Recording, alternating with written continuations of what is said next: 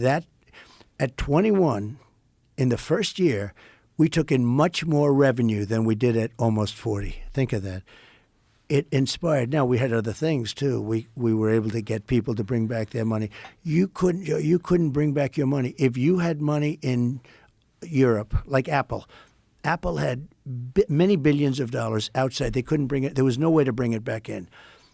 The bureaucracy, the documents, the whole thing, and also the tax was too high. They wanted like half of it or something. Nobody's going to do that. So they leave their money in Japan and they spend their money there. That was part of what I did. The money came pouring back in. Apple took in hundreds of billions of dollars. They brought it back from overseas. They brought it in. So how does the deficit increase because of that? So what happened is this. We were ready to rock and roll, and then we had the COVID thing, and we had to focus on that. And if we didn't give some businesses a hand, you would have had a depression like in 1929. But we were ready to start. We would have very shortly been paying off debt. We have $35 trillion in debt.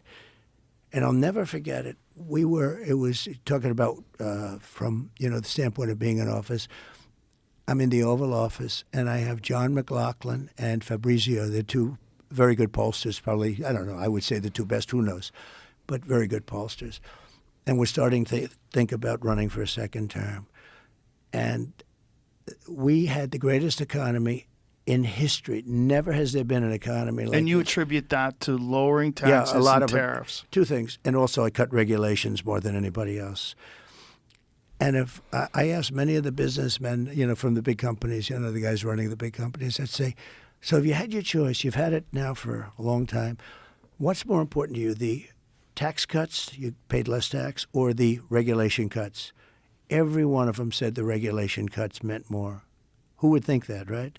Because you don't equate it to dollars, but it actually is more dollars. We had it going, and then we just had to focus on something else. But they were sitting there, these two pollsters were sitting there, and they said, sir, if George Washington came back and Abraham Lincoln was his VP as opposed to Waltz, how bad is he, by the way?